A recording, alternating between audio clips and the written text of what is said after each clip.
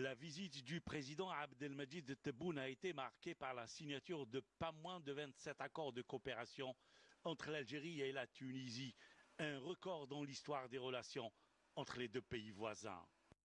الاتفاقيات اللي مضيناها وغير الاتفاقيات اللي مضيناها أننا نسير إن شاء الله في تكامل اقتصادي ليجعل الشعب التونسي الشقيق يعيش في رفاه ونفس الشيء بالنسبة للشعب الجزائري. آفاق كبيرة جدا ونحن نسير معا لصنع تاريخ جديد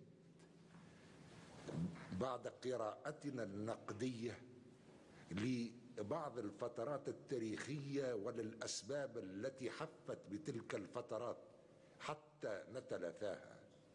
والحمد لله رب العالمين أننا نقرأ هذا التاريخ قراءة واحدة ونستشرف المستقبل استشرافا موحدا، استشرافا يقوم على الاندماج ويقوم على التكامل. Dans le cadre de la convergence de vues sur plusieurs questions qui intéressent les deux parties se sont engagés à renouveler leur position quant à la nécessité de trouver une solution interlibyenne à la crise qui secoue ce pays. اتفق تمام الاتفاق مع أخي قيس أن الحل في ليبيا ما يكون إلا بين الليبيين أنفسهم.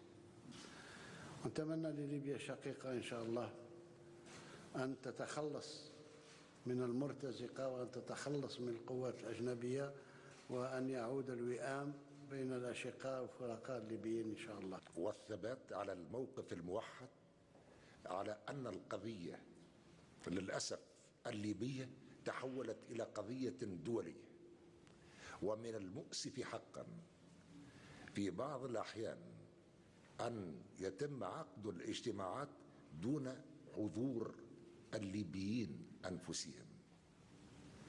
القضية هي قضية الشعب الليبي الحر. Les deux présidents Tebboune et Es Saïd sont également revenus sur les questions d'intérêt commun et mis l'accent sur les questions liées au monde arabe. يجري في العالم العربي يجعلنا نتفائل. ما فيش خلافات كبرى بين الدول العربية. فيش يعني ما عدا ربما عدم قبول سياسة نتاع دولة داخلية من طرف دولة أخرى، ونحن نعتبره هذا تدخل في شؤون الدول. نتمنى باش القمة في الجزائر ترجع الوئام بين الأشقاء. وأنا قلتها وسبقت أن لما قلت أن القمة العربية في الجزائر تكون قمة جامعة ما تكرسش تفرقة، هو جواب على سؤالك. أتمنى إن شاء الله باش الدول العربية أدنى شيء أنهم يقبلوا بعضهم بعض، أدنى شيء لازم كل العرب يتيقنون المقولة أكلت يوم أكل الثور الأبيض، ولا واحد في مناعة من شيء لا يصير. أغلب الدول مبرمجة للتقسيم، إذن أقل شيء هو التكاتف والتآزر في بعض الأحيان. En tout, 27 accords de coopération ont été signés entre Alger et Tunis à la faveur de la visite du président de la République, Abdelmadjid Tebboune, en Tunisie.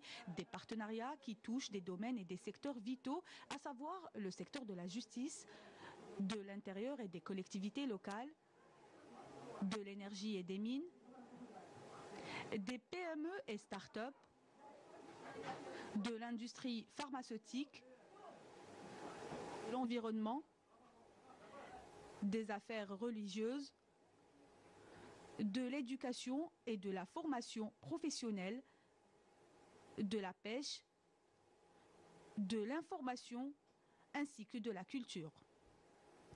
Lors de la signature de ces accords, le président Tebboune a mis en avant le souci de l'Algérie et de la Tunisie de relancer leur coopération dans différents domaines, en vue de parvenir à une intégration économique et des perspectives unifiées, unies et communes, et ce dans le cadre des efforts communs tendant à consolider les liens profonds de fraternité entre les deux peuples frères.